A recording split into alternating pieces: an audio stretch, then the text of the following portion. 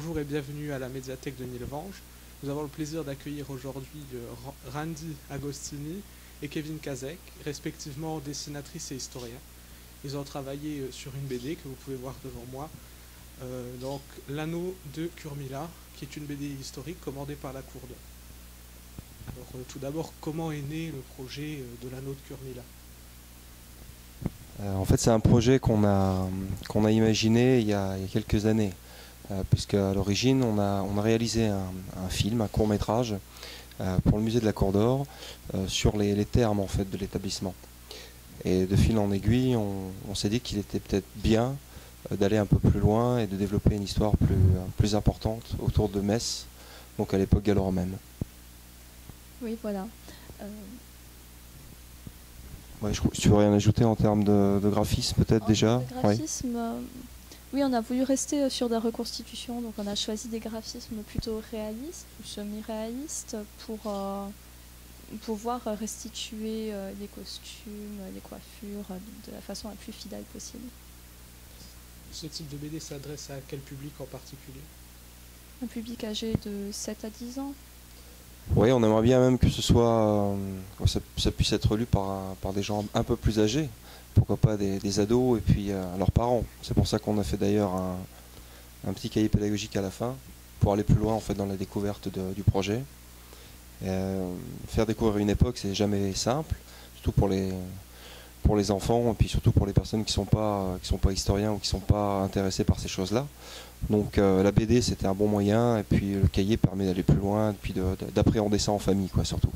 Le but c'est donc de vulgariser l'histoire de la ville de Metz. Alors vulgariser, oui, c'est un but, c'est une vulgarisation scientifique. Hein. On a dans la bande dessinée quand même quelque chose d'assez simple à appréhender. Et quand ça devient plus compliqué, on a à la fin de la bande dessinée ce qu'on appelle un petit glossaire avec des termes clés qu'on peut retrouver pour approfondir en fait l'ensemble des propos tenus par les deux protagonistes de l'histoire, par Curmilla et sa maman. Donc la vulgarisation scientifique, mais quand même avec une approche historique et archéologique assez juste. D'accord, donc le musée de la Cour d'Or met donc à disposition cette BD, je suppose, dans toutes les librairies de Metz et les alentours. Alors là, on a un dispositif, hein, je crois, aussi sur Internet, qui est assez bien développé par rapport à des distributeurs, je ne sais pas comment on peut dire. On peut la trouver sur tous les distributeurs officiels, donc Amazon, la Fnac, Cultura, un peu partout. Après, dans les librairies, voilà, comme les centres culturels Leclerc, c'est souvent à la commande. Oui, à la commande. Et puis bon, je dirais que dans la région, les grands libraires, les grands centres éditoriaux, on va les trouver.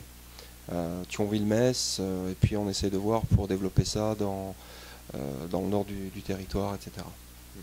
Alors cette BD apparaît dans les bacs, donc elle a apparu dans les bacs à quelle date? Alors il me semble que c'est sorti il y a 3 semaines maintenant, oui. Depuis l'inauguration qu'on a présentée au musée de la Cour d'Or, donc ça doit faire 3 semaines. Et c'est une BD qui plaît, qui s'écoule à grande vitesse ou Randy peut vous en parler parce qu'on était en dédicace il y a quelques jours, oui. hein, donc ça s'est plutôt bien passé. Oui, en 4 heures, on a écoulé 47 exemplaires, c'est ça?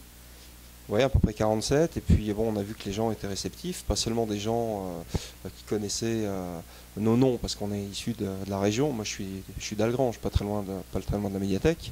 Randy, pour elle, c'est pareil, elle a toute sa famille dans les parages.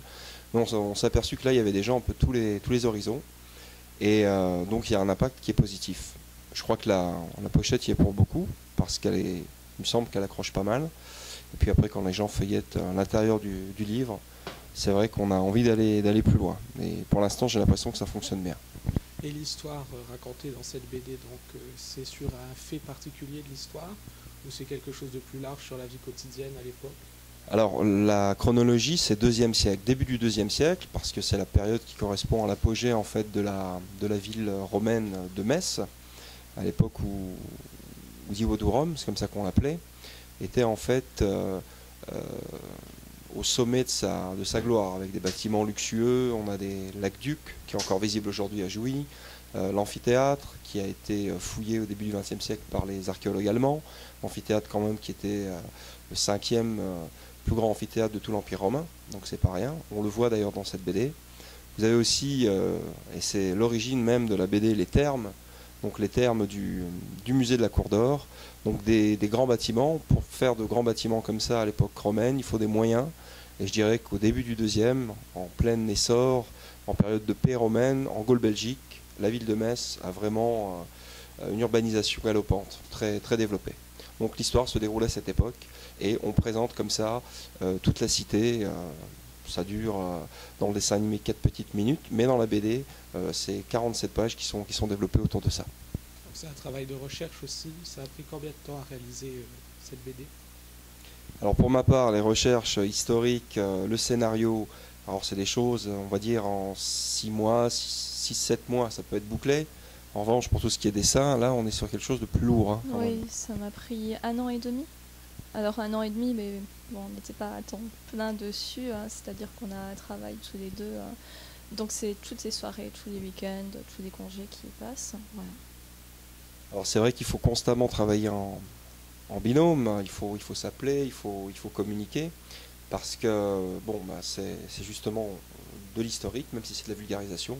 Donc il faut essayer d'être quand même au plus juste, que ce soit dans la reconstitution, ce qu'Andy disait tout à l'heure, des monuments ou des vêtements. Donc des fois il y a des choses qui avaient été dessinées qu'il fallait revoir. Et c'est vrai que pour Andy ça a pris beaucoup plus de temps, ça a demandé un travail, ça a été très laborieux je pense de son côté.